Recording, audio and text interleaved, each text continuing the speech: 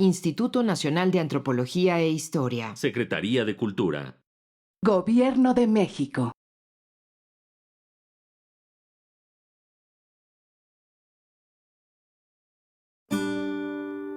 Su sustancia está hecha de evocación, recuerdo, rememoración y de lo que toma del porvenir. Porque es una parte fundamental de nuestra identidad. Somos nuestra memoria. El programa del INA que nos lleva de viva voz con los especialistas. Muy buenos días, esto es Radio INA. La Secretaría de Cultura y el Instituto Nacional de Antropología e Historia los invitan a acompañarnos en la emisión de la serie Somos Nuestra Memoria. Yo soy Salvador Rueda y en esta ocasión contamos con la presencia de la historiadora que fue curadora del Museo Nacional de Historia, Martín Chomel. El tema de hoy es la memoria escrita de los siglos XVIII y XIX, Fondo Documental Martín Chomel. Este título se lo pusimos un poco como pretexto, Martín, para poderte traer para acá y que hablaras de el conjunto de documentos, 98 documentos que acabas de donar al 60. museo. 98 documentos del Museo Nacional de Historia. 98. Nosotros hicimos bien el recuento. ¿Sí? Y la primera idea es por qué a un museo y no a un archivo. Uh-huh. Porque sí cambia la naturaleza de los documentos cuando están en un museo y en un archivo. Uh-huh. Cuando están en un archivo forman parte de una serie ordenada. Cuando están en un museo, cada documento en sí mismo es una pieza y es una joya. Uh-huh. Esa es la diferencia. Y tú eres curadora de documentos y de cartografía del Museo Nacional de Historia. Y lo primero que me gustaría preguntarte es, con esos ojos azules que tienes, ¿qué ves cuando te atrae un documento para que forme parte de una colección? Esos documentos, te puedo decir, no me entusiasmaron. Uh-huh. Pero sí empecé a trabajar esto porque en 96 fui a un congreso en San Francisco donde estaba un alemán que vivía en Filipinas y estaba recolectando material de Filipinas de origen español. Y yo vendía también material no en el museo, en mi casa. Y entonces le pude conseguir muchos documentos que le interesaban porque él los vendía o los regalaba a no sé qué museo o qué persona importante. Eso fue el principio. Eso sí me gustó mucho. También siempre me han gustado las subastas. Uh-huh. Soy una fanática, era una fanática de las subastas, no cualquiera. Que sea en Nueva York, en Londres, en París y en México finalmente. Porque finalmente en México hay una casa de subasta de Luis López Morton, que yo conozco desde que empezó. Y entonces, coleccionan pues armas, muebles, vestidos, joyas, y hay uno que es muy importante, que son los libros antiguos y litografías. Entonces, desde que entré al museo, en 77 creo, pues estoy acostumbrada a ver documentos viejos, litografías antiguas de México y cosas que sí me han apasionado, cartografía, entre otros. Entonces, sí, cada subasta de libros está acompañada de un catálogo. Uh-huh. Ese catálogo es bastante serio, hay uno que otro error, pero eso es normal, y allí puedes ver lo que es documentos antiguos. Uh-huh. ¿Por qué me puse a comprar documentos antiguos? No me preguntes. No lo sé. Puro instinto. No sé, la verdad. Pero entonces, pues me puse no es una colección. No sé por qué los compré, la verdad. Pero en fin. Entonces los dividí ahorita para estudiarlos o para hacer algo un poco decente entre documentos coloniales, documentos de la independencia y de la postindependencia, documentos del Segundo Imperio y después de lo que queda del fin del siglo XIX. Uh-huh. Así hice. Y entonces la colonia, pues están algunos documentos de virreyes. Está el virrey Vicente de Güemes, conde de Revillagigedo, que tenemos como 6, 7 documentos. Son bandos, es decir, documentos grandes, tamaño folio, que avisan sobre una decisión del virrey para decir a la población que no pueden usar armas, que no pueden hacer eso, que el grano, que no sé qué, etc. Esos son los coloniales. En la época colonial tengo un documento también que es interesante del arzobispo Antonio de Lorenzana. Exacto, sí. Que fue una gran figura de la época colonial en México. Nació en España, en Salamanca, creo, estudió en Salamanca por lo menos. Se vino después y fue un arzobispo muy potente. Odiaba a los jesuitas ya de esa época. Pero aparte de eso, tengo un documento que cuenta que los mexicanos deben de hablar español antes de otro idioma, pero que no pierdan su idioma. Uh-huh. Digo, los mexicanos son los indígenas. Sí. Ya. Para la colonia eso es todo, no hay más. No, está otro, Calleja. Sí, bueno. El último. Calleja es del final, ¿no? De la sí, colonia. Es de la época ya de la guerra de independencia. Exacto. Pero por ahí... Y se quedó 4 años. Sí. Y tengo un documento de él. Había un documento de él. Lo que me gustaba, por ejemplo, de los de Revillagigedo es que aunque sean pocos documentos, son muy importantes porque hablan de todo este proceso ilustrado de modernizar la ciudad.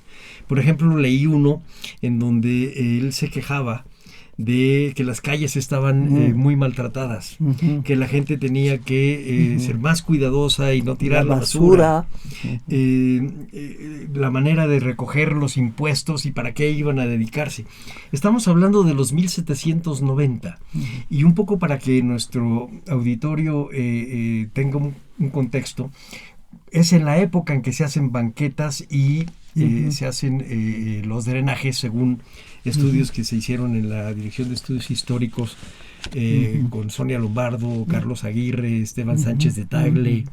Ellos manejan esta parte de la modernización de Revillagigedo y cuando están haciendo y limpiando y arreglando la acequia que está del lado sur de la Plaza Mayor, es donde encuentran a la Coatlicue y al que conocemos como calendario azteca, la Piedra del Sol, y es el inicio de la arqueología. Entonces, en este proceso modernizador, nace la profesión de arqueólogo y la vocación de arqueólogo y el descubrimiento de las antigüedades mexicanas.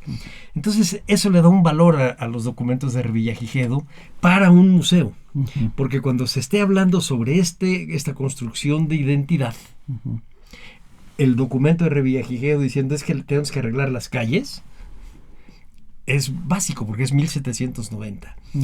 En cambio hay algunos otros, por ejemplo, el de Lorenzana. Lorenzana está hablando de otra cosa, está hablando de las propiedades de la iglesia y por ahí algún sermón, etcétera.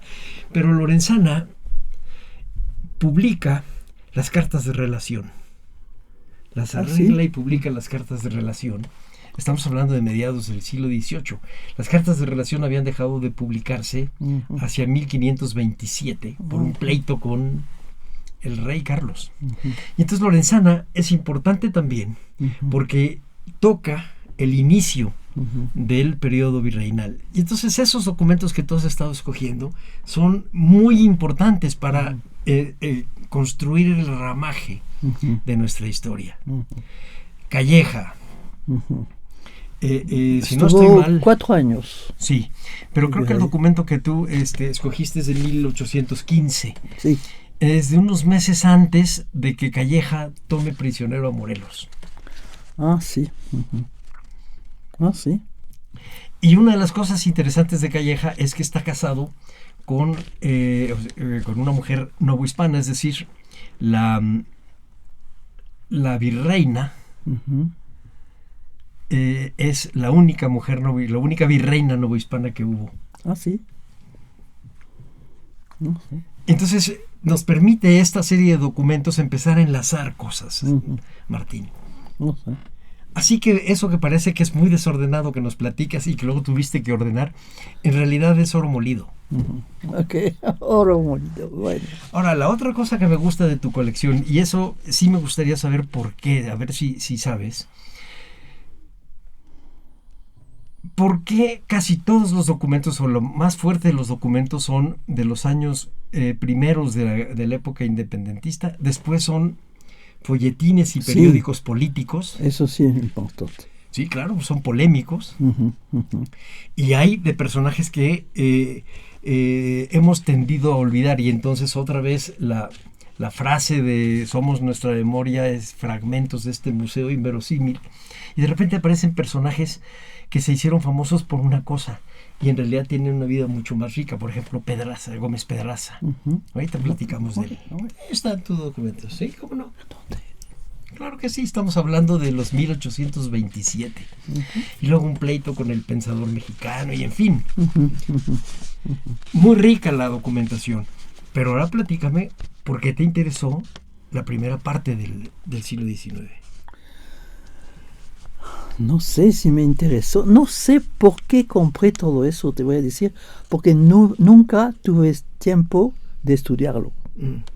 Entonces realmente... ¿Qué es lo que te gustaba? ¿El papel? Sí, el letra, papel ¿qué? antiguo. El papel antiguo, bueno, el papel hasta el fin del siglo XVIII está hecho de trapos. Era de mucho mejor calidad que después. Y pues del 19 hay muy pocas cosas importantes, sin hablar de los periódicos. Eso sí que es importante. Pero de las figuras no hay nada de los revolucionarios de Morelos y de Hidalgo, etc. Hay algo de López de Santa Anna, sí, pero muy, muy ligero realmente. Pero hay uno que es muy de principios. Sí. Lo ponen todavía como ex brigadier. Ajá. Y hay otro en donde está hablando del imperio de Iturbide. Sí. Ajá. Sí. Es decir, El tienen imperio de 200 Iturbide, años. sí. Sí, 25 por ahí, sí. Ajá. Y bueno, ¿qué más después? Pues seguimos. Lo importante son esos periódicos que no he leído, porque son enormes. Hay unos de 80 páginas, de 60 páginas. Y yo creo que todo esto viene, o la mayor parte, no puedo decir, viene del Archivo de la Nación, que fueron robados. Se encontraban en la Lagunilla en esa época. La Lagunilla hoy no hay nada, nada interesante. Y compré esos documentos de gente, de 2 hermanos, ya grandes, que se querían deshacer de su colección. Ellos nunca robaron nada, pero querían vender. Y es lo que pasó, ¿no? Pero te voy a decir algo. Sí. Tú eres curadora, a diferencia de una persona como yo que soy historiador. Yo me hubiera ido sobre el contenido de estos periódicos, sobre las polémicas y el manejo literario ya sabes, entre centralistas y la ironía, y los acusas y les das calificativos raros. Sí. Pero tú eres curadora y tú te vas por otro lado, te vas por el tacto, el papel viejo, nos acabas de decir, hecho de trapo, el olor. el olor a papel viejo. Sí. Por el objeto. Es que a ti Sí. te gusta el objeto. Sí. O sea, lo que estás comprando no es Sí, un documento sí. con un contenido histórico, sino es un documento antiguo Ujú, que en sí mismo es un objeto. ujú, ujú. Después de gente conocida, pues viene el Segundo Imperio con Maximiliano. Entonces hay varios documentos que interesarían más a Amparo, yo creo, como una acción de gracias de la ciudad de Cholula Sí, porque Maximiliano llega al trono. sí. También hay tertulias de Carlota, de la emperatriz Carlota. Sí, que se hacían públicas. Sí. Era muy inteligente ella y muy culta y muy, no curiosa, pero muy Bueno, era una mujer inquieta. inquieta. Estaba Es así. la palabra que busco. Sí, exacto. Y pues de Maximiliano hay varias cosas. No cosas constantes, pues sí. Está también lo de la a ver, dictamen de la Comisión de Guerra, proyecto de conceder una condecoración a los prisioneros de guerra deportados a Francia. Y pues también está del otro sentido, de los prisioneros franceses en México. Y estamos hablando después de la caída del imperio. Ahí hay varios documentos que son sobre la conducta de funcionarios públicos durante el imperio y hacían pública su conducta para que se sepa si fueron o no honorables.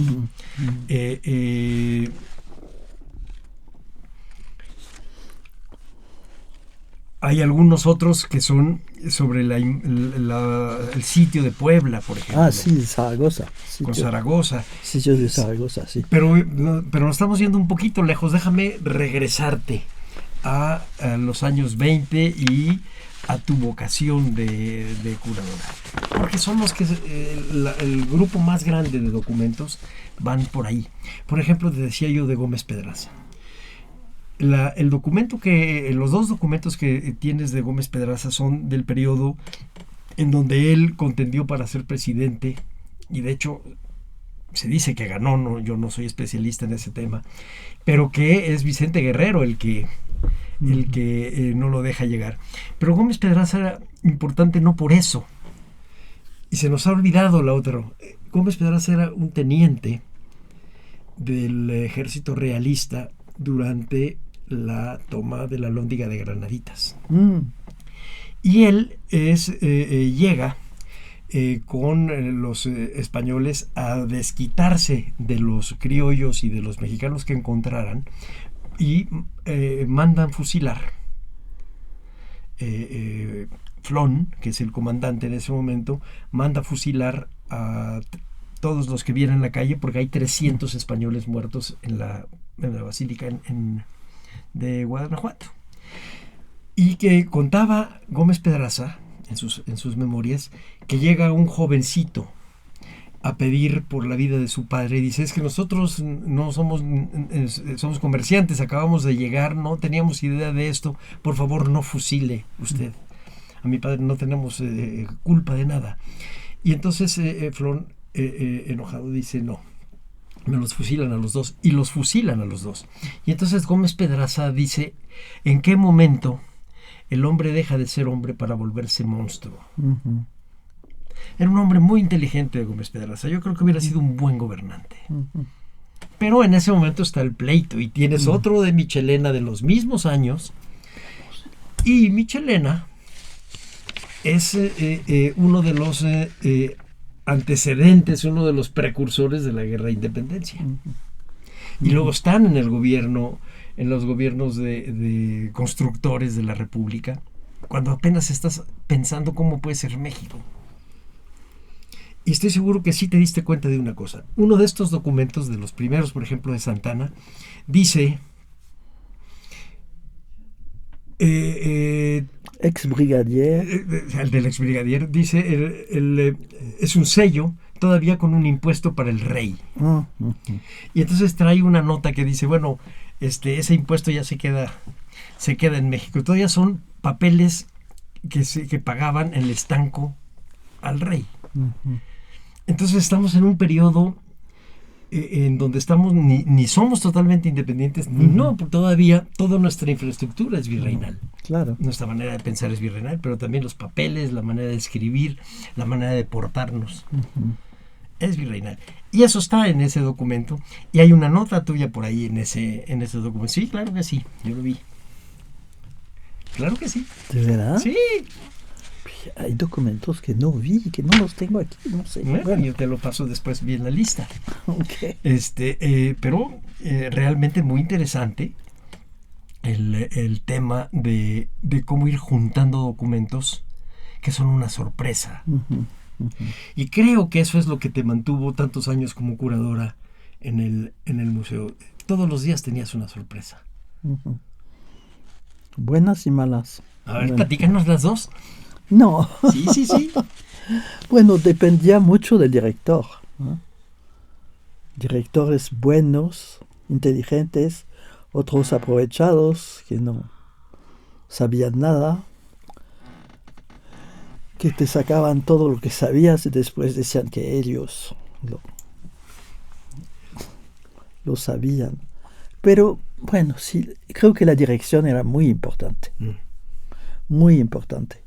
Porque le daba cierto camino al trabajo de investigación, ¿no?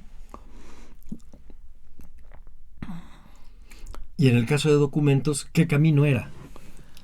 Pues documentos, pues te digo, no se estudiaba mucho. Pero estudiabas cartografía, por ejemplo. Sí, eso sí. Y tenías también litografías. Sí. Platícanos un poco cómo era una jornada de un curador de documentos en el castillo. Llegas Pues, un martes, que es un día que ya abre el museo, o llega el lunes que está cerrado. ¿Qué haces? Pues sigo Platícanos una jornada. una jornada. Pues depende, porque había días muy buenos y otros días muy malos, que podías trabajar en paz y avanzar o concentrarte bien, y otros que no, que el sindicato, que la junta de no sé qué, y todo esto. Eso me acuerdo bien. Y que los mismos investigadores no se llevaban entre sí, que es lo peor. Bueno. Pero sí, me apasionaba mi trabajo, eso sí. Cuéntame un día de tu trabajo, no de las circunstancias de tu trabajo. ¿Qué hacías tú frente a un documento, a un grupo de documentos en una mesa? Pues ¿Cómo los ves? ¿Cómo los describes? los analizaba, no sé, los ponía por orden, pero más bien en cartografía, porque, te digo, no estudié mucho los documentos, pero en cartografía sí, bueno, había una colección muy pobre en el museo, 200 mapas que son nada. La Mapoteca Orozco Iberra tiene 4.000. El Archivo de la Nación tiene maravillas. Miles, claro. Sí. Entonces era poco. Entonces, más o menos fácil de armar, digamos, ¿no? Pero no sé, me interesaba también arte colonial, o la Ciudad de México, las pinturas que hay, Arrieta. A mí me gustó mucho estudiar la Ciudad de México, los planos, norte, sur, por qué este o este no estaba en el sentido. Sí, es decir, Sí. Normalmente para nuestra manera de hacer los Sí. O mapas, el norte lo tenemos arriba sí. y en los virreinales Sí. está a la izquierda. Exacto. Y sí, todo lo que es relativo a la Ciudad de México me apasionó. O sea, los problemas, como tú dices, de basura, de todas esas cosas.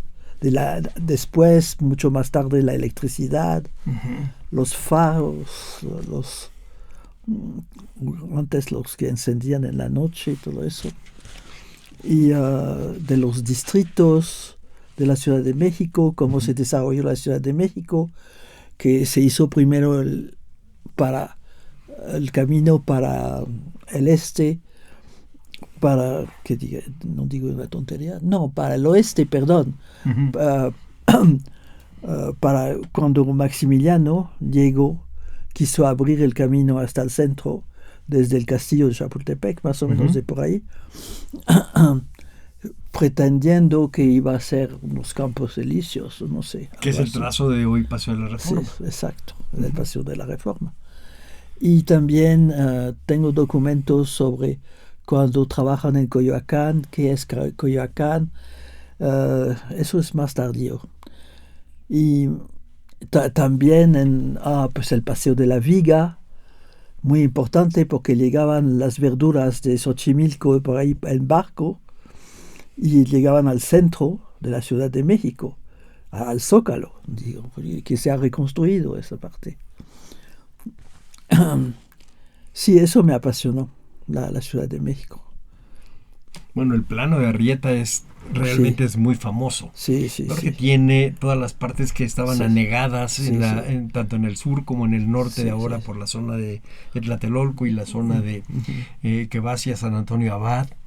Exacto. Y los pintaban muy bonitos con sus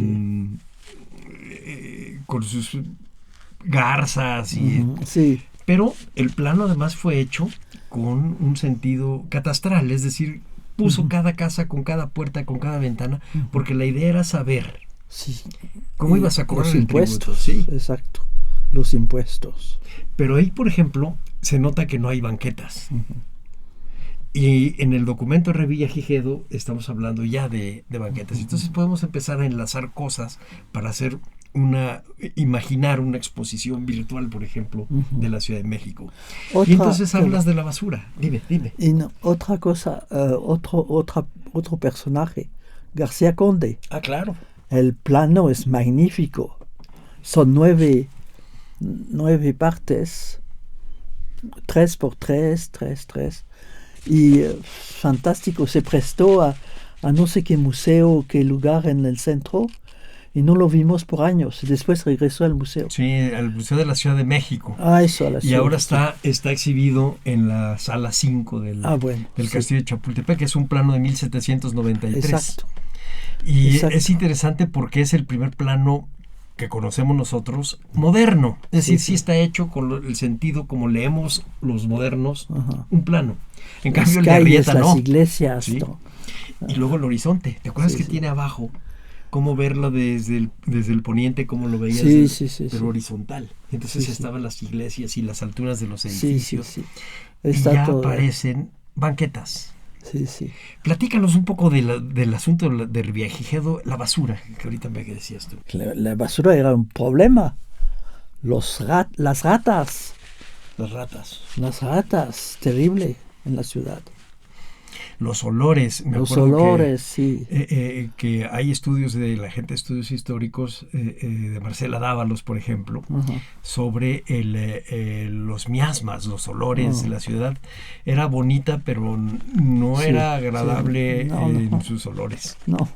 Y eso es lo que Revilla Gigedo atacó.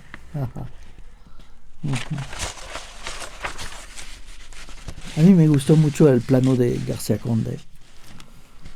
Pues ahí están todas las iglesias, están todos los lugares públicos. Y yo también, en tiempo de que estaba entre dos en el museo, porque había esos tiempos muertos cuando había cambio de dirección, yo me eché un plano de la Ciudad de México, grande, de casi 1 metro por 1 metro, que tuve la suerte de poder publicar gracias a la esposa de Iker Larrauri.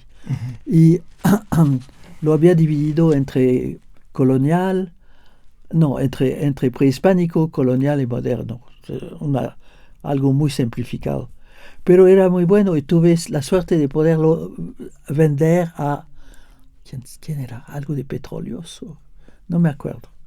Pero y querían más y lo quería hacer después en inglés, lo quería hacer en francés, pero después ya murió el asunto. Pero me fascinó. cuando no había trabajo en el castillo por cambio de dirección, no sé qué, me eché todo eso. Hacías reproducciones. Pues no, pero tuve una argentina que me hizo el dibujo. Allá. No sé de dónde sacamos esto, pero no me acuerdo. Yo hacía el estudio. Pero eso me fascinó. Uh-huh. Todo lo que era la Ciudad de México. Me llevaba a niños o a... mi hijo era chico, pero a hijos de amigos a ver el centro, a ver en las esquinas las estatuas de la Virgen o de no sé quién, del ángel no sé qué, Miguel, etcétera. Y los llevaba y tomaba fotos de todo eso. Y quería sacar postales. En esa época vendí postales de la Ciudad de México. Ya. Bueno. Del plano que estabas tú, que decías que trabajaste, ¿lo copiaste? ¿Qué fue lo que hiciste? No me acuerdo de dónde lo saqué. Ya. Porque hice mucho trabajo, pero ¿de dónde está el origen? No lo sé ahorita. Pero me apasionó, eso sí me acuerdo. Y lo pasé muy bien. Y esa chica pues hizo lo que le decía, pero ¿de dónde sacábamos la base? La base gráfica. Sí, gráfica, no sé. Bueno, vamos a aprovechar que llegamos a la mitad del programa para recordarle a nuestro auditorio que el tema en esta ocasión es memoria escrita de los siglos XVIII y XIX, básicamente el fondo documental de Martín Chomel. Y estamos hablando precisamente con la historiadora Martín Chomel, quien fue curadora del Museo Nacional de Historia y que generosamente donó este grupo de documentos al museo. Y estamos tratando de hilar,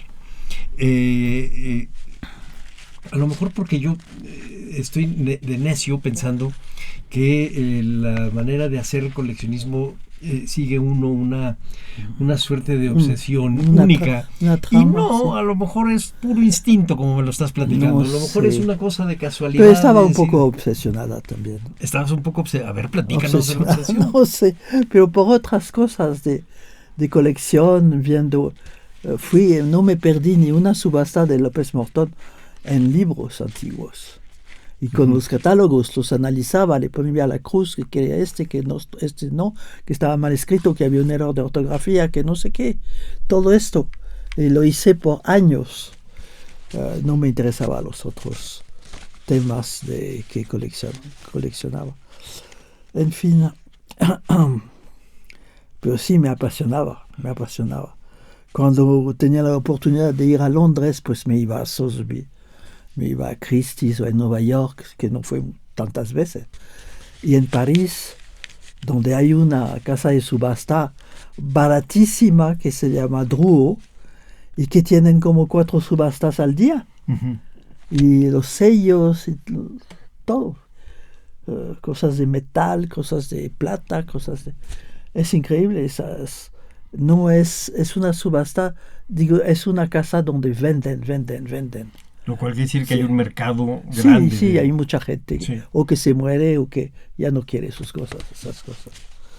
Eso, bueno. Ahorita platícame un poquito, déjame regresar a uno de los temas que estabas tú diciendo, cuando ibas caminando por la Ciudad de México, Sí. este espacio que te apasionaba, Sí. en los documentos, pero también físicamente, Sí. en los planos Ujú. y en la realidad. Decías Sí, que sí. tomabas fotografías de las Sí, esquinas sí, donde había un santo, donde sí, había sí, las sí. hornacinas. Hornacinas, exacto. Y sí. ¿Conservas esas fotos, Martín? No, debo de tener algo. Te las paso. Luego nos las pasas al Sí, castillo. sí, te las regalo. Con mucho gusto. Sí, hice muchas cosas. Me encantaba. Quería hacer sellos de la Ciudad de México. Nunca se pudo hacer, pero... Sí, tenía mucha ambición de cosas así. Bueno, ya me calmé. Bueno, pues a veces se calma uno porque ya tampoco tiene mucho espacio en su casa. Ajá. ¿Por qué nos donaste estos documentos? Porque me quiero deshacer. Mi hijo no los va a querer. Me va a decir, Martín, ¿qué hago con esto? él es artista, es pintor, es escultor, no va por ahí, entonces me deshago. A veces me deshago de cosas y me dice, ¿por qué vendiste eso o regalaste eso? Últimamente tenía todavía muchos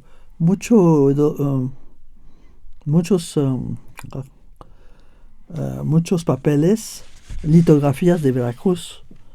Y encontré quien las compraba en Veracruz, me deshice de todo eso. Y después otra cosa de Querétaro, no sé qué, que sí quería mi hijo. Y me dijo, tienes todo eso, pero pásamelo. Pero para saber. Sí. Bueno, yo tengo muchos libros que estoy seguro que tendré que deshacerme de ellos, Ajá. porque creo que a mis hijos no les va a interesar nada, Sí. y en una de esas a lo mejor sí. Ajá. Sí, y yo en cartografía tengo un montón de cosas de cartografía, de América, no de Europa. Y conocí a muchos muchas tiendas en Londres. Yo me iba a Londres una vez al año porque todavía pertenezco a una sociedad que se llama IMCOS, International Map Collectors Society. No son investigadores, no hay que confundir Son con coleccionistas. con los de Texas, que son historiadores o investigadores. Y entonces iba allí y me apasionaba. Y me regresaba a México con un montón de documentos o de litografías o de cartografía. Y nunca me pasó nada en la aduana, porque el papel viejo, ¿quién se interesa en México por el papel viejo? Entonces pasaba todo eso. Y entonces después documenté todo eso. Cuando vendí lo de Filipinas no está porque todavía no estaba equipada o interesada o no tenía los medios de hacer algo en la computadora, pero después todo está catalogado. Entonces es más fácil.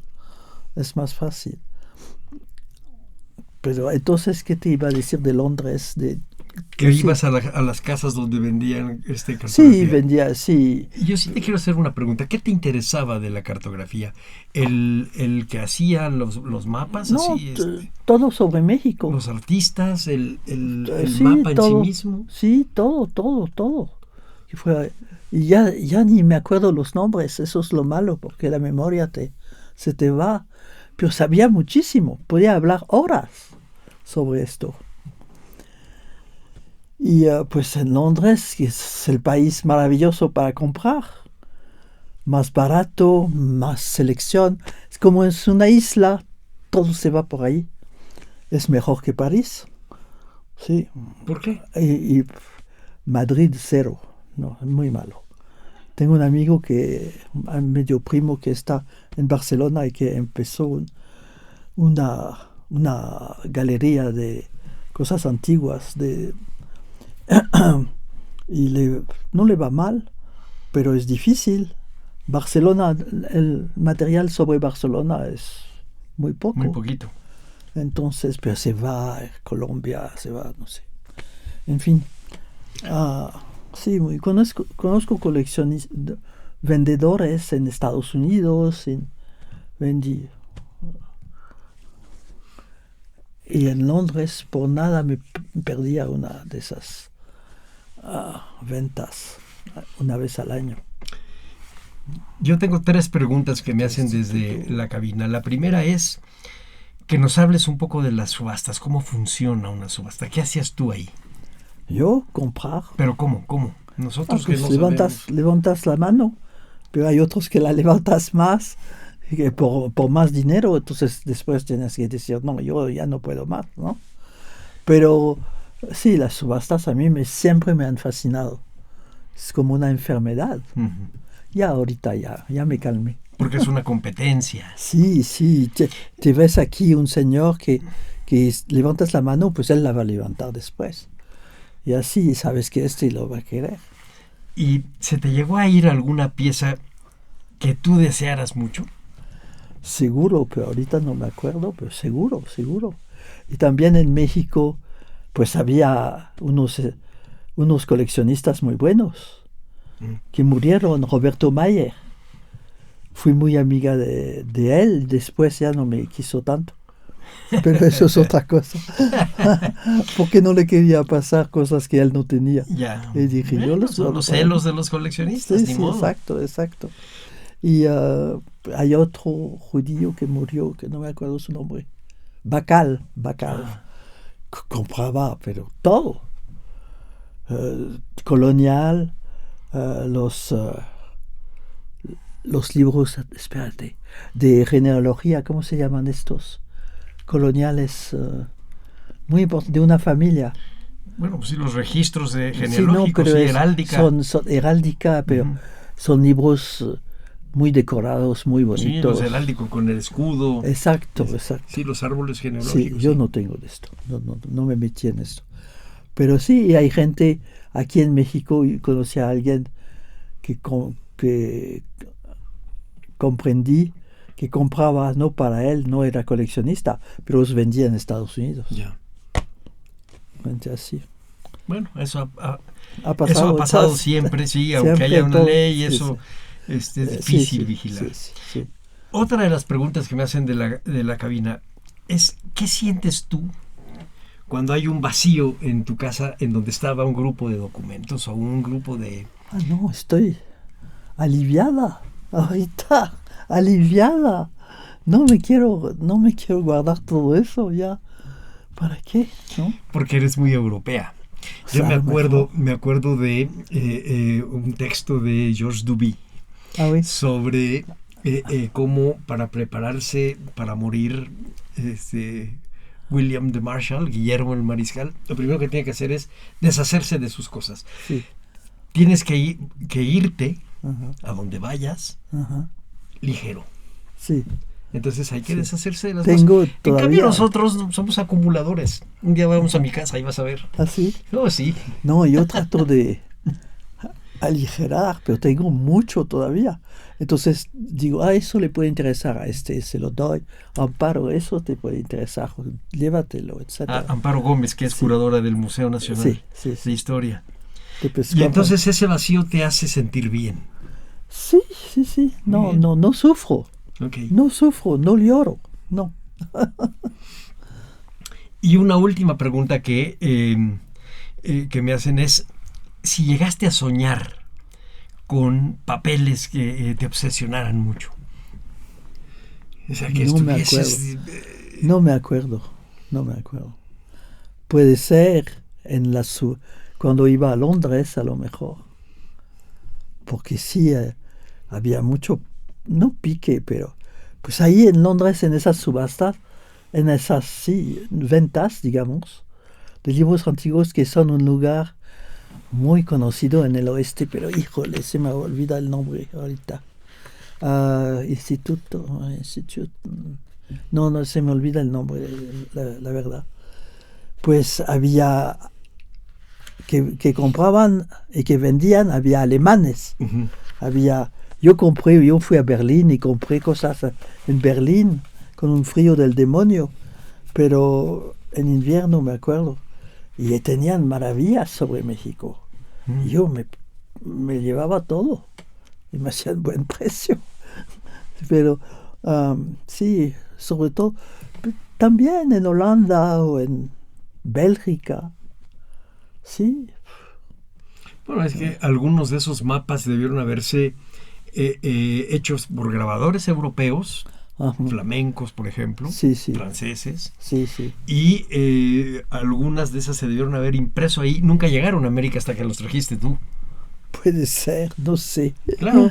Puede ser. Es un poco como los grabados de Debris, se hacen allá. Sí.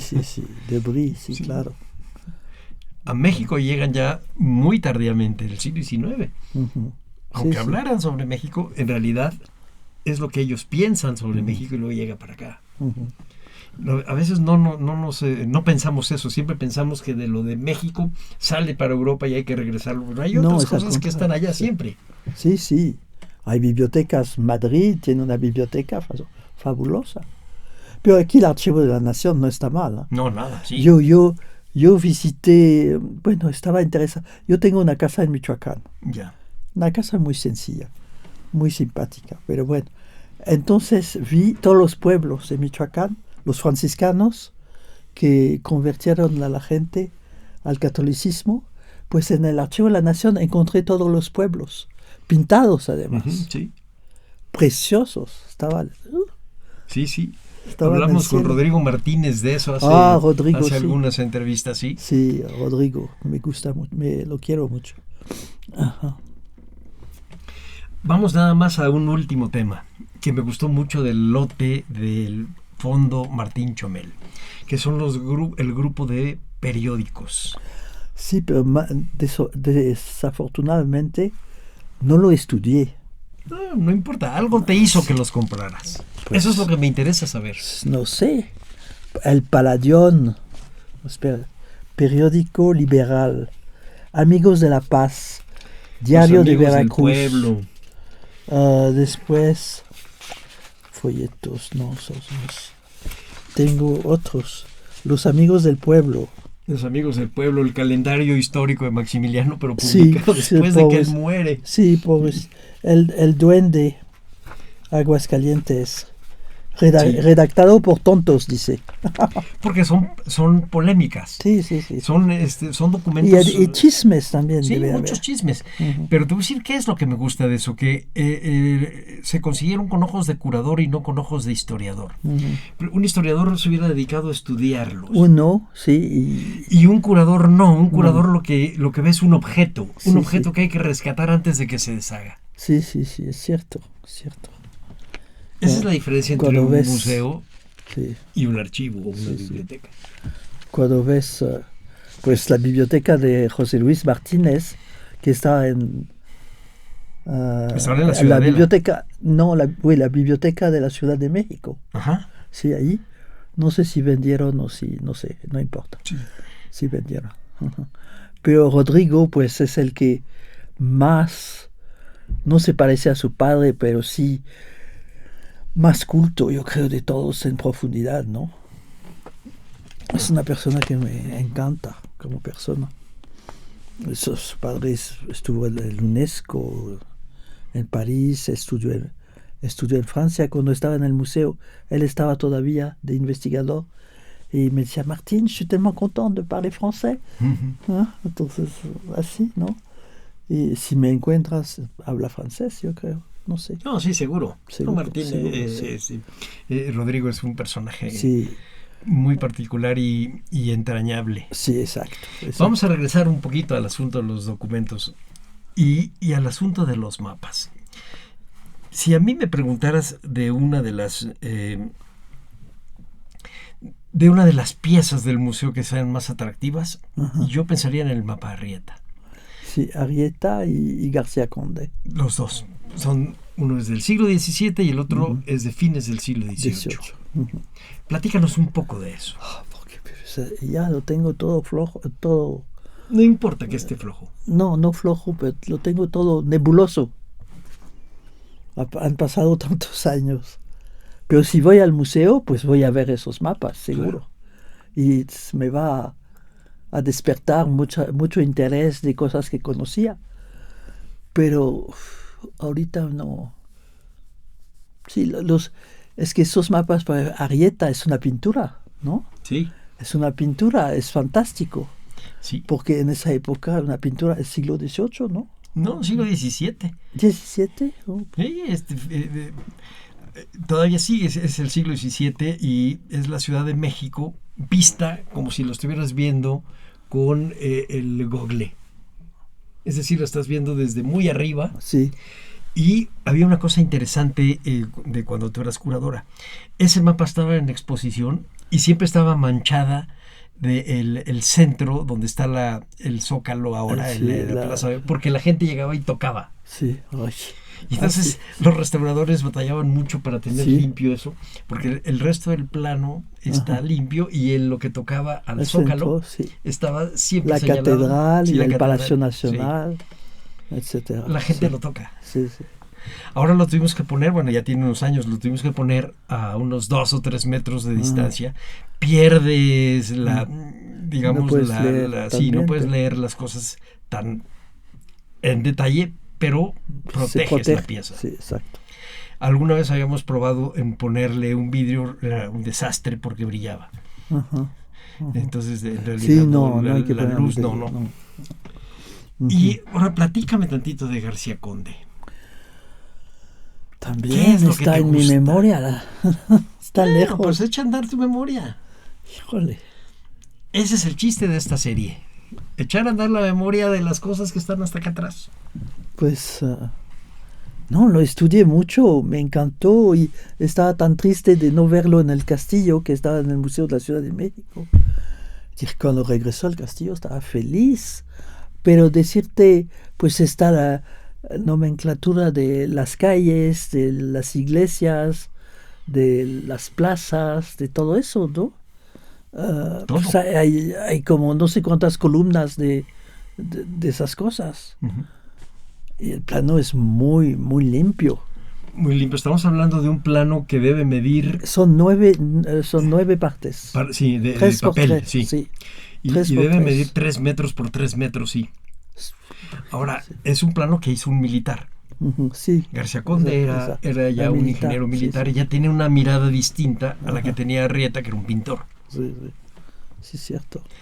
Y ese tipo de cosas son las aventuras en un museo. O sea, tú ves Sí. y dices, son mapas y son planos. Sí, pero uno lo hace un pintor que tiene una perspectiva y imagina las cosas de un modo. Arrieta tiene que imaginar que está a 200 metros en una nube viendo la Ciudad de México, cosa que era imposible en el siglo XVII. Sí. Después, siglo XIX, visto de un globo. De globo, sí, de un globo. Que eso sí existió. Hasta te puedo decir que yo soy una descendiente de la familia, ¿cómo se llaman? De los... ¿Montgolfier? Montgolfier. ¿A poco? Sí. Descendiente bastante cercana de los Montgolfier, sí. Mira. Eso sí no lo hubiera imaginado nunca. Pero no... La familia Montgolfier ya los perdí de vista, pero sí son los que... La Montgolfier viene de los Montgolfier. Sí, claro. Pues sí. Sí. Me dicen bien en la cabina que me hables un poquito, no de lo que recuerdas ni de Arrieta ni de García Conde, sino de lo que sientes. Aunque sea nebuloso, eso es lo que estás sintiendo. Platícanos un poco eso. Platícanos el proceso mental de un historiador y nuestra proporción humana. ¿Qué siento? ¿Qué sientes? Sí. Eres una mujer de cierta edad, con una experiencia. ¿Qué sientes cuando ves eso, cuando piensas en esos mapas, cuando piensas en el trabajo que hiciste?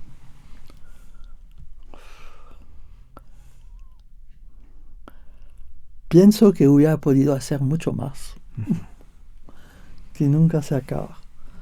Pero a veces el ambiente no se prestaba. Pero sí, a veces no iba al museo, iba directamente cuando hubo lo de Humboldt, por ejemplo. Trabajé con el alemán Frank Hall, que me sacó de un hoyo por meses con lo de Humboldt. Estaba feliz. Me fui a todas las bibliotecas de la Ciudad de México a buscar lo de Humboldt. Todas las colecciones, todos las ediciones, todo esto. ¿Eso en qué año fue, Martín? 96. 96. 96. Fin de 96, 7. Y hubo una exposición de Humboldt muy buena muy buena, no debería decir yo, porque Frank Hall, que es la que le trajo material de Alemania, trajo los documentos, no solamente documentos, pero instrumentos de Alemania. Y también yo fui a buscar el árbol de la manita. El árbol de la manita, que hay uno en Toluca, pero creo que hay muchos en México, pero que no sabemos dónde están. ¿Pero qué es eso? Es un árbol de la manita. ¿Qué tenía? Porque ya ni sé ahorita. Tiene virtudes para curar también. Y lo que me acuerdo es que alguien me dijo dónde estaba ese árbol en Toluca. Me fui directamente a Toluca a recoger las flores que expusimos en un plato con agua el día de la inauguración. Del árbol de la manita. Nunca había oído hablar de eso. Sí, el árbol de la manita. Y en esa época pues sí me apasionó. Conocí también coleccionistas aquí, gente muy buena que me ayudaban, que me buscaban cosas, o que me decían esto, Martín, tienes que saber esto, otro. En fin, sí, hay de todo, hay de todo. Pero el árbol de la manita fue... Y lo compré 2 veces porque lo compré una vez, no, lo fui a cortar 2 veces, porque la primera vez era demasiado temprano. Entonces se murieron para el día de la exposición y volví ahí para eso. Me acuerdo. Esa fue una buena exposición. Ahora, Sí, hubo una en el Museo de la Ciudad de México, también, muy buena. Bueno, es que Humboldt es un personaje que debemos... Es demasiado, sí. tiene, pero además era muy contradictorio porque era de la nobleza, digamos, y protegía, en México, pues criticó mucho la diferencia de clases sociales, todo esto. Bueno, él es el que dijo que era el país de la desigualdad. Sí, pero él venía de arriba también, en Alemania. No sé si se llamaba Alemania en esa época. Todavía no, pero Sí, era condado de, no me acuerdo, condado de no sé qué. Tenía un hermano que era en la educación y él pues se pasó 3 años en América del Sur con Bonpland. Sí, con Bonpland. Que era, hacían una colección de plantas increíbles en 3 ejemplares. Una para América, otra para Europa y otra por si se perdía. Algunas, sí. Y Bonpland es el que hacía los Sí, dibujos sí. y hacen todo el trabajo sobre las cordilleras. Sí. No son libros, pero se repite también Humboldt mucho, porque bueno, no importa, los sabios así son. Ajá, sí, porque publicó muchísimo. Y encuentras aquí, encuentras acá, etc. Yo fui a Real del Monte, fui a todos esos pueblos que tienen que ver. ¿Podrías recomendarnos algún libro sobre cartografía o sobre... Ya no estoy al día, pero pues compré libros muy importantes